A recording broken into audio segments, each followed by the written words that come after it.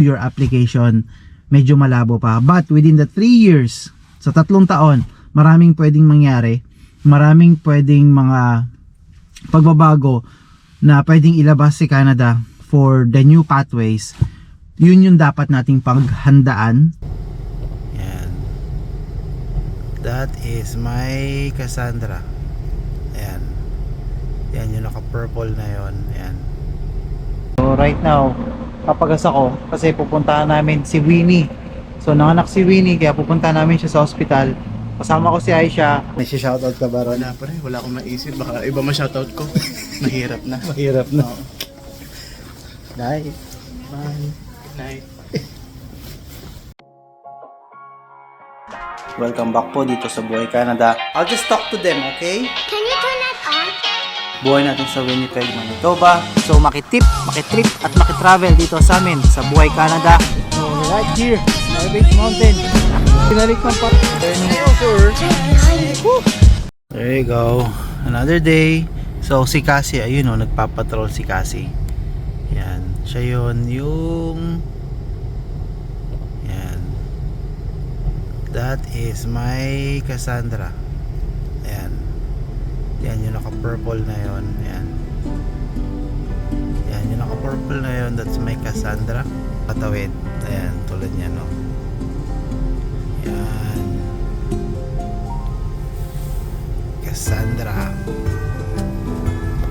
Ayan. Winter. Deck the halls with boughs of holly. La la la la la la la la la. 'Tis the season to be jolly. La la la la la la la la la. Don we now our gay apparel.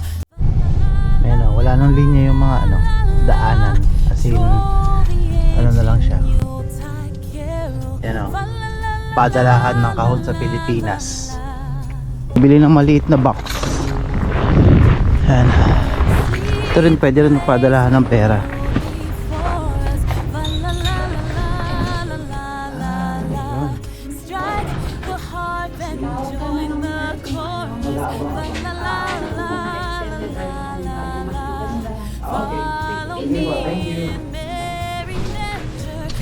So, ganun lang kabilis bumili ng box. Tapos na kasi yung promo nila ng isang box. Tapos meron yatang maliit na bayad or libre yung bulilit box nila. So, abang-abang lang daw muna sa isang magandang promo para ito is malibre yung bulilit box. Yan. Ito na itsura ng Winnipeg dito. So, we're sitting at minus minus 10 degrees Celsius at pero hindi pwede magstay sa labas. Ayan, hindi pwede magstay sa labas. Siguro pag galing ka sa loob ng facility or dito sa loob ng mga sasakyan, pwede. Pero if you're going to stay for about 10 minutes longer or 15 minutes, negative. Negative din yung temp eh. Dito sa mga comments ng na-receive ko dito sa YouTube is yung from Paul PH Canada. So sabi ni sir, nag-aabang daw siya yung vlog ko about sa mga bagong rules or pagpapahigpit ng Canada this 2024 to the next year. Thank you and God bless. So isa rin yan sa mga reason ko kung bakit hindi ako masyado nag-update sa inyo kung ano yung mga rule, ano ba yung mga magandang pathway ngayon dito sa Canada. It's for the reason na after ng pandemic, di ba nagsulputan lahat ng mga student visa na pumunta rito at nakipagsapalaran and even tourists na nakipagsapalaran with the Lamia. Dumami lang talaga yung mga nagpa-process ng kanilang permanent resident status. And with that case, for the last few years, as I observed, sabi ko nga sa inyo, kapag na-reach ng Canada yung kanyang certain number of applicants, there are big possibilities na maghihigpit. It's either maghihigpit sila or magbabago sila ng mga ruling. At makikita mo naman na when it comes to the international student, at some point hindi pa nag-uumpisa na mangyayari na bawasan or higpitan, nasabi ko na yon. At isa sa mga pagbabago is ni-reduce nila yung pag-a-approve ng permanent resident at nilagyan nila ng maximum within the next 3 years. Kung napansin ninyo, malaki yung pagbaba ng application or malaki yung pagbaba ng i-approve nilang mga permanent resident. And for me, for Paul, I would really suggest if you are really applying outside Canada right now, ang mangyayari talaga dyan is that balik sa basic, which is yung express entry program. Everything will go for the equality of express entry. It will be a point-based system when it comes of permanent resident. Even na nandito ka na sa Canada, if you are an international student having a work permit or having a Canadian experience, so lahat yan babalik sa pagtaas or sa express entry points. Yung ruling nila for the next 3 years will be applicable sa mga nandito na sa loob ng Canada. For the next 3 years, if you're trying to apply for a permanent residency, pataasin nyo yung CRS points ninyo. Work on your IELTS, pataasin yung IELTS ninyo, work on your years of Canadian experience. If required na magkaroon ng LAMIA to extend your work permit, gawin ninyo. It's not just about the express entry but also for the provincial nominee programs. Again, with the express entry, mas malaking asset yan or mas malaking bagay kung meron kang application for provincial nominee program. Yun muna yung unahin mo. If you are in the province of Manitoba, try to check the requirements of the provincial nominee program kasi yun na magbibigay sa iyo ng pagkakataon to become a permanent resident through provincial nominee. Hindi mo iniintindi yung provincial nominee, kung gusto mo lang talagang ma-PR, try to work on your express entry program through Canadian experience class para pataasin yung iyong eligibility to become a permanent resident. Again, lahat na nandito sa Canada, lahat na naghahangad ng permanent residency, starting from today, from 2024, and 3 years from now, ay ito lang yung sa tingin ko, pataasin nyo lang talaga yung inyong mga CRS points. And that is the basis of becoming a permanent resident dito sa Canada.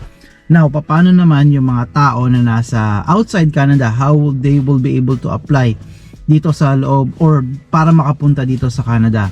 Now, the tendency right now, if you're applying outside Canada, you have 3 years.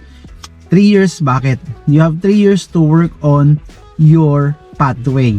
Bakit 3 years? Kasi for the next few years, for the next 3 years, I think the immigration of Canada will just going to settle down yung mga nandito sa loob ng Canada. Maraming nandito sa loob ng Canada that are applying for permanent residency. Pero right now, there's no really such program or pathways na pwedeng magpa-migrate sa inyo from outside Canada going from the inside. Kasi nga, maraming applicants ang nandito sa Canada. Syempre, uunahin nila yung mga nandito na sa loob. If there is a chance na mas magandang makalan kayo ng PR kaagad, mas mabuti. So for the next 3 years, you have to work on to the career na pwedeng magpapunta sa inyo to become a skilled worker.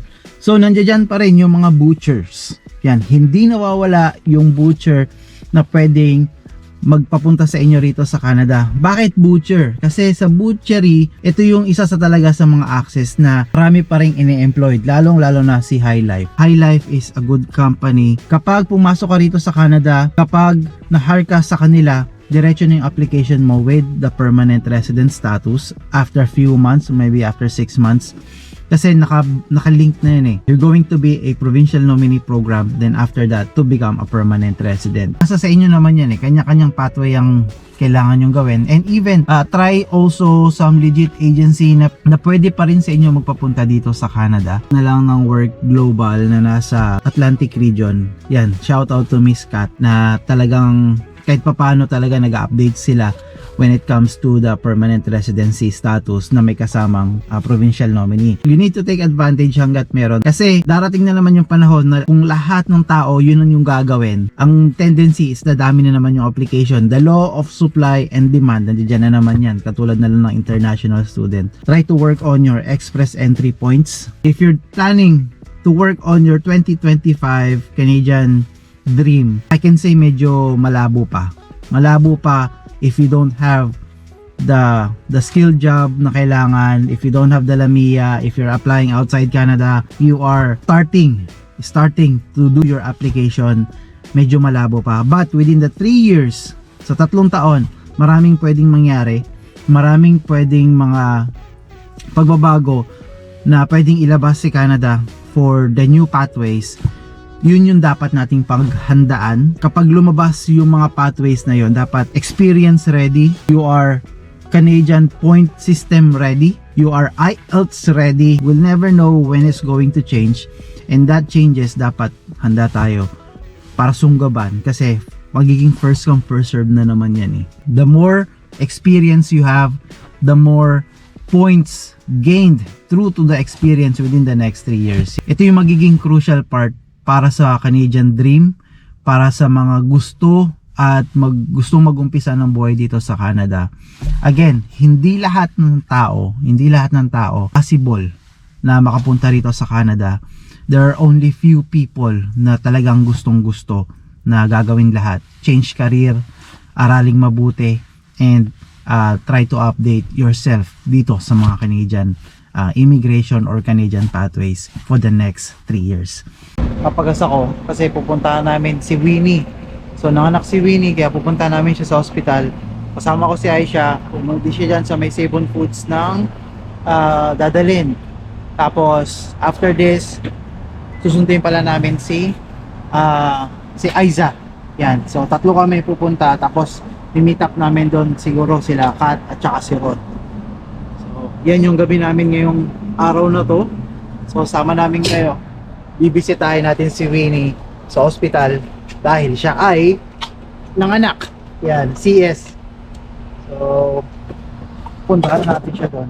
Ito si Aiza, kapag ginagamit yung sasakyan, tinitira niya kasi sa akin na wala nang gasolina para ako mag-gas.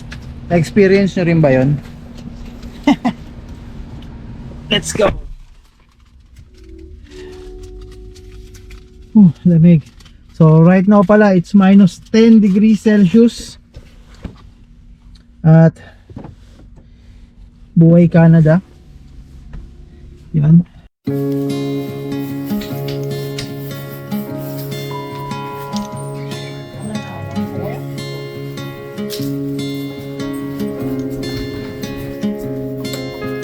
Hi.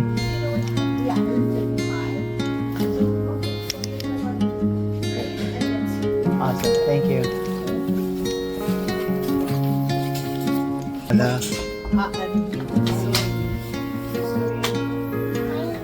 Hello. Hi guys. Hi guys. Hi guys. Kamusta? Yeah. Hello.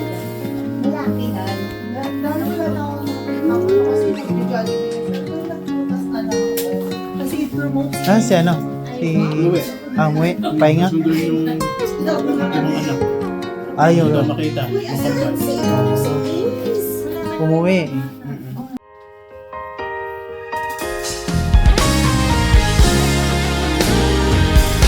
I can never repay you for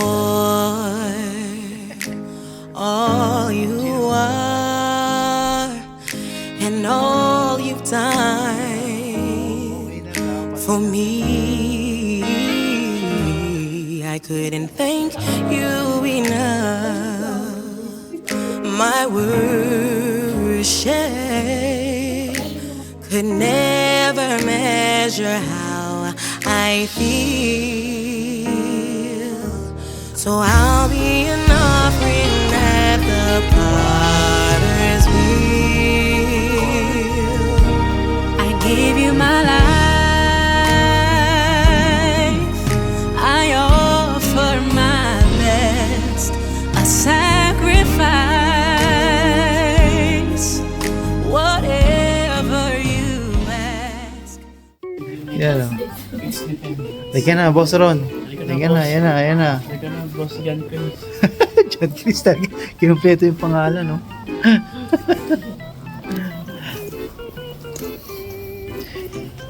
Yan, uwi na kami. At napasarap dun sa sa room. Ayan, kasama ko si Ron. Ayan. You know. Hi guys. Hi guys. How are you guys? Okay naman, malamig. Malamig, ayan. Minus 13. Feels like minus, ano na ngayon, 19? 19. Yeah. So, uwi na kami, hatid namin sila Ron. Tapos, uwi na ulit. Yan. So, mga shoutout dyan. May shoutout ka ba, Ron? Wala pa rin, wala akong maisip. Baka iba ma-shoutout ko.